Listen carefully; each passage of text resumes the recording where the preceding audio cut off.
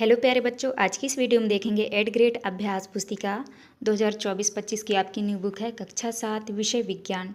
तो प्यारे बच्चों, आज की वीडियो में देखेंगे अध्याय 13 में दिया है अपशिष्ट जल की कहानी।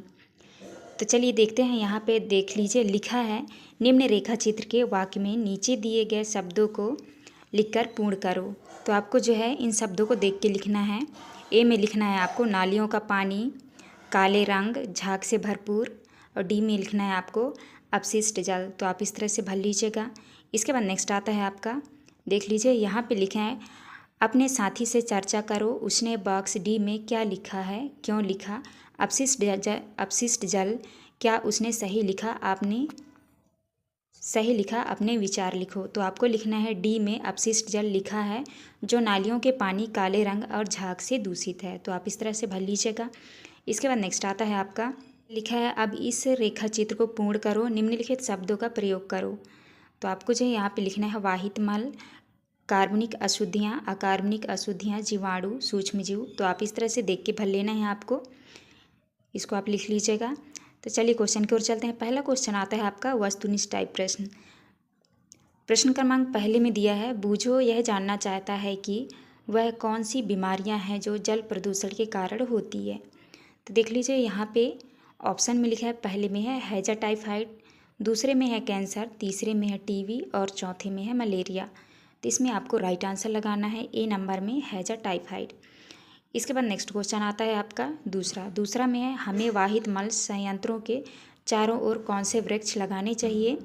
पहले में है यूकेलिप्टिस, दूसरे में है नीम का, तीसरे में है पीपल और चौथे में है बरगद।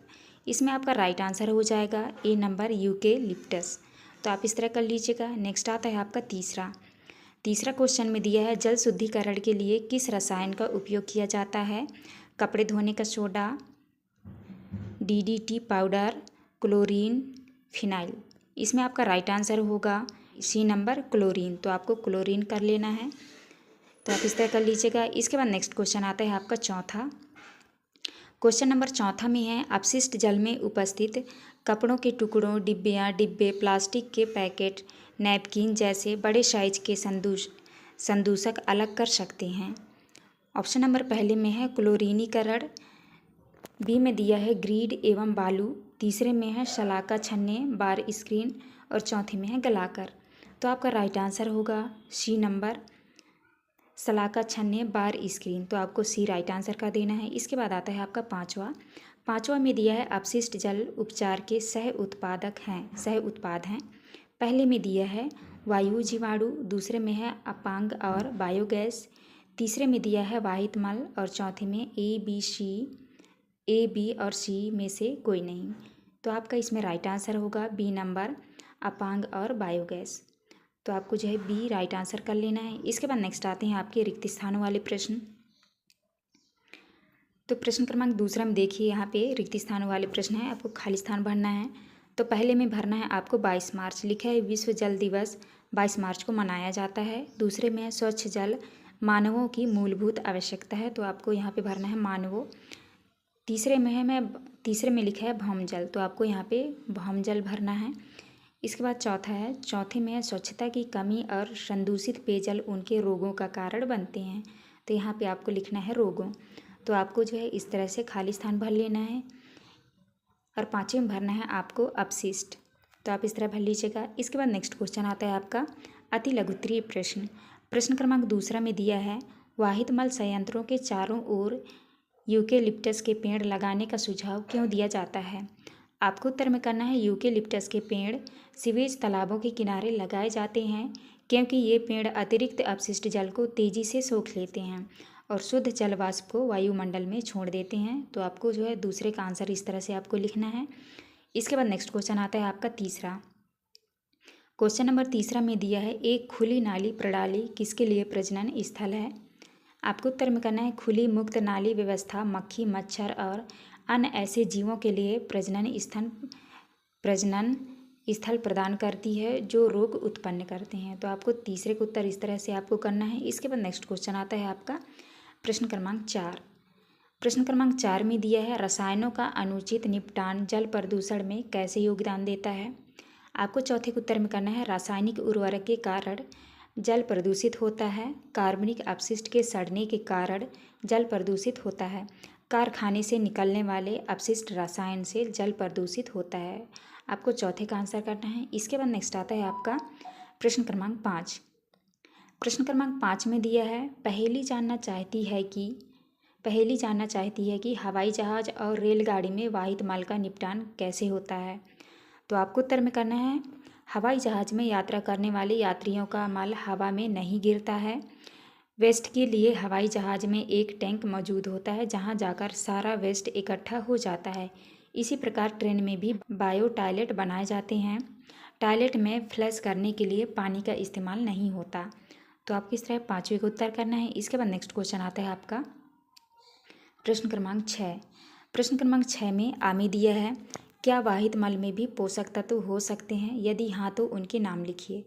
आपको उत्तर में करना है, पोषक तत्वों के नाइट्रोजन और फास्फोरस की अधिक मात्रा निहित हो सकता है।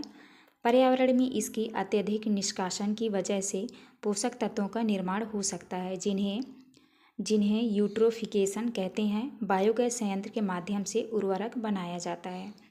तो आपको 6 का आंसर करना है। इसके बाद आता है आपका प्रश्न क्रमांक 6 का ये 12 नंबर का क्वेश्चन है। 12 नंबर में लिखा है, अंतर्राष्ट्रीय दशक जीवन के लिए जल का लोगो बनाइए। तो आपको जो है इस तरह से प्रश्न क्रमांक 2 में जो है जल का लोगो बनाना है। आप इस तरह से देख के बना लीजिएगा। यहाँ पे लिखा है, जल ही जीवन है, जल के बिना जीवन की कल्पना भी मुश्किल है। तो आपको इस तरह से बनाना है। इसके बाद आपको यहाँ पे नीचे लिखना है, संयुक्त राष्ट्र महासभा ने दिसंबर 2003 में वर्ष 2005 से 2015 को जीवन के लिए जल अंतर्राष्ट्रीय दशक के रूप में घोषित किया। तो आपको इस तरह से बी का आंसर करना है। इसके बाद नेक्स्ट आता है आपका लघु उत्तरीय प्रश्न। प्रश्न क्रमांक 7 में दिया है, क्या नदियों में पाया जाने वाला जल प्राकृतिक रूप से स्वच्छ होता है? अगर हाँ तो क्यों? तो आपको उत्तर में करना है, वर्षा जल को जल का सबसे शुद्ध रूप माना जाता है। भूमिगत जल जैसे नदी में उपस्थित अशुद्धियाँ और लवण सूर्य के प्रकाश द्वारा वाष्पीकरण से छूट जाते हैं। हालांकि भूमि पर हमें जो वर्षा जल प्राप्त होता है वह आवश्यक रूप से शुद्ध नहीं होता। तो आपको प्रश्न क्रमांक 7 का उत्तर आपको इस तरह से देख के करना है। तो आप कर लीजिएगा। इसके बाद नेक्स्ट क्वेश्चन आता है आपका प्रश्न क्रमांक 8। प्रश्न क्रमांक 8 में दिया है, ऐसे कुछ तरीकों को बताइए जिससे आप अपशिष्ट जल के बनने को कम कर सकते हैं। आप अपने घर के उदाहरण को ले सकते हैं। तो आपको उत्तर में करना है, जैव निस्पंदन में रेत फिल्टर, संपर्क फिल्टर, ट्रिंकलिंग फिल्टर या सिरेमिक झिल्ली का उपयोग किया जाता है ताकि यह सुनिश्चित किया जा सके कि औद्योगिक अपशिष्ट जल से अतिरिक्त तलछट को हटा दिया जाए। वातन एवं अन्य द्वितीयक उपचार विधि है। इस प्रक्रिया में अपशिष्ट जल को सूक्ष्म जीवों को घोल के साथ मिलाया जाता है। तो आपको 7 का उत्तर इस तरह से आपको करना है। इसके बाद नेक्स्ट क्वेश्चन आता है आपका प्रश्न क्रमांक 9। प्रश्न क्रमांक 9 में दिया है, क्या कारण है कि तेल वसाओं को नाली में न बहाने की सलाह दी जाती है? आपको उत्तर में करना है, तेल और वसाओं को नाली में बहाने पर ये पाइपों में कठोर पदार्थों की परत जमाकर उन्हें अवरुद्ध कर सकते हैं। खुली नाली में वसा मृदा के छिद्रों को बंद कर देती है, जिससे उसकी जल को फिल्टर करने की प्रभाविता कम हो जाती है। इसलिए तेल और वसाओं को नाली में नहीं बहाना चाहिए। इसके बाद नेक्स्ट क्वेश्चन आता है आपका प्रश्न क्रमांक 10। प्रश्न क्रमांक 10 में दिया है, नदी में छोड़े जाने वाले अनुपचारित औद्योगिक अपशिष्ट के दीर्घकालिक पारिस्थितिक प्रभाव क्या हो सकते हैं? तो आपको जो है प्रश्न क्रमांक 10 का उत्तर आपको इस तरह से देख के लिख लेना है। तो आप कर लीजिएगा। इसके बाद नेक्स्ट क्वेश्चन आता है आपका प्रश्न क्रमांक 11। प्रश्न क्रमांक 11 में दिया है, आपंग क्या है? शुष्क आपंग का उपयोग कहाँ किया जा सकता है? आपंग एक ठोस अपशिष्ट होता है जिसे जल के शोधक के समय प्राप्त किया जाता है। आपंग को अलग टंकी में ले जाकर अपघटित करवाया जाता है, जिससे उपयोगी जैविक खाद की प्राप्ति होती है जो कृषि उपज बढ़ाने में सहायक होती है। तो आपको 11 का उत्तर इस तरह के आपको करना है। इसके बाद नेक्स्ट क्वेश्चन आता है आपका दीर्घ उत्तरीय प्रश्न। प्रश्न क्रमांक 13 में दिया है, अपशिष्ट जल उपचार संयंत्र पर बोझ नहीं बढ़ाना चाहिए के संदर्भ में एक जागरूक नागरिक के रूप में अपनी भूमिका समझाइए। तो आपको जो है प्रश्न क्रमांक 13 का उत्तर आपको यहाँ से देख के कर लेना है। तो आप इस तरह से कर लीजिएगा। इसके बाद नेक्स्ट क्वेश्चन आता है आपका प्रश्न क्रमांक 14। प्रश्न क्रमांक 14 में लिखा है, अगर आपके आसपास स्वच्छता नहीं हो तो आपके जीवन पर क्या प्रतिकूल प्रभाव पड़ेगा, इसका विस्तार पूर्वक वर्णन कीजिए। तो आपको जो है प्रश्न क्रमांक 14 का उत्तर इस तरह से आपको कर लेना है, तो आप कर लीजिएगा, आप अच्छे से देख के कर लीजिएगा। इसके बाद नेक्स्ट क्वेश्चन आता है आपका प्रश्न क्रमांक 15। प्रश्न क्रमांक 15 में दिया है, अपशिष्ट जल से स्वच्छ जल प्राप्त करने के प्रक्रम में सम्मिलित चरणों का संक्षेप में वर्णन कीजिए। तो आपको 15 के उत्तर में करना है, अपशिष्ट जल को ग्रीट और रेत से अलग करने वाले टैंक में से होकर गुजरता है, जहां अपशिष्ट जल को कम प्रवाह से जोड़ा जाता है। यहाँ जल में उपस्थित रेत, ग्रीट और कंकड़ नीचे बैठ जाते हैं। अब पानी को एक बड़ी टंकी में ले जाया जाता है, जिसका पैंदा मध्य भाग में ढलान वाला होता है। तो आपको प्रश्न क्रमांक 15 का उत्तर इस तरह से करना है। इसके बाद नेक्स्ट क्वेश्चन आता है आपका प्रोजेक्ट 1। प्रोजेक्ट 1 में दिया है, पहला प्रश्न है, जल संरक्षण पर पोस्टर बनाकर कक्षा में लगाइए। तो आपको जो है जल संरक्षण का इस तरह से आपको पोस्टर बनाना है, तो आप इसको देख के जो है आप अच्छे से बना लीजिएगा। यहाँ पे लिखा है सेव वाटर सेव लाइफ, तो आपको इस तरह से चित्र बनाना है आपको। इसके बाद नेक्स्ट क्वेश्चन आता है आपका प्रोजेक्ट 2। प्रोजेक्ट 2 में लिखा है, अपने घरों में जल की उपयोगिता को देखते हुए निम्न तालिका को पूर्ण कीजिए। आपके परिवार में सदस्यों की कुल संख्या। तो यहाँ पे देख लीजिए, आपको लिखना है सदस्य द्वारा किए गए कार्य को करने में उपयोग में लाया गया जल लीटर में। तो देखिए पहले में लिखा है कपड़े धोना 20 लीटर, खाना बनाना में 15 लीटर, पीना 5 लीटर, पेड़ सींचना 10 लीटर, गाड़ी धोना 30 लीटर, नहाना 10 लीटर, बाथरूम 7 लीटर और ब्रश करना 4 लीटर। तो आपको जो है इस तरह से आपको करना है। इसके बाद नेक्स्ट क्वेश्चन आता है आपका प्रश्न क्रमांक पहले में है, जल की खपत सबसे कम किस कार्य को करने में हुई। तो आपको उत्तर में करना है ब्रश करने में। तो यहाँ पे देख लीजिए, सबसे कम खपत जो है ब्रश करने में हुआ 4 लीटर। तो आपको इस तरह उत्तर में करना है ब्रश करने में। दूसरे क्वेश्चन में दिया है, जल की खपत सबसे अधिक किस कार्य को करने में हुई। तो आपको उत्तर में करना है गाड़ी धोने में। इसके बाद नेक्स्ट आता है आपका तीसरा में है, उपयोग के पश्चात ऊपर उपयोग किए हुए जल का पुनः उपयोग कहाँ कहाँ कर सकते हैं। आपको उत्तर में करना है खाना बनाने और गाड़ी धोने से निकला पानी से हम पुनः पेड़ों को सींच सकते हैं।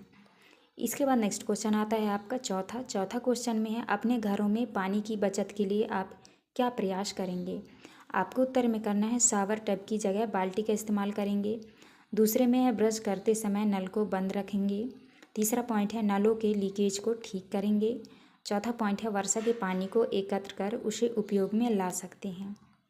इसके बाद नेक्स्ट पॉइंट आता है आपका पाँचवा में है, घरों में जल का शुद्धिकरण किन किन विधियों से किया जाता है। आपको करना है जल का शुद्धिकरण। पहला पॉइंट है पानी उबालकर, दूसरे में है क्लोरीन की दवाई डालकर, तीसरे में है छाना पानी में फिटकरी डालें। इसके बाद नेक्स्ट क्वेश्चन आता है आपका छठवें में है, अशुद्ध जल के उपयोग से कौन कौन सी बीमारियां हो सकती है, नाम लिखो। आपको उत्तर में करना है अशुद्ध जल के उपयोग से है जो टाइफाइड, पीलिया, हेपेटाइटिस, पेचिस और मेनिंजाइटिस रोग हो सकते हैं। तो आपको जो है प्रश्न क्रमांक 6 का उत्तर आपको इस तरह करना है, तो आप कर लीजिएगा। तो प्यारे बच्चों, ये था हमारा लास्ट क्वेश्चन। यहाँ पे जो है हमने सारे प्रश्नों के उत्तर हमने दे दिए हैं, तो आप अच्छे से देख के कर लीजिएगा। आपको हमारी वीडियो अच्छी लगी तो प्लीज़ हमारे चैनल को लाइक एंड सब्सक्राइब करिएगा, जिससे आपको अगले वीडियो की नोटिफिकेशन मिल सके। तो चलिए मिलते हैं अब नेक्स्ट वीडियो में।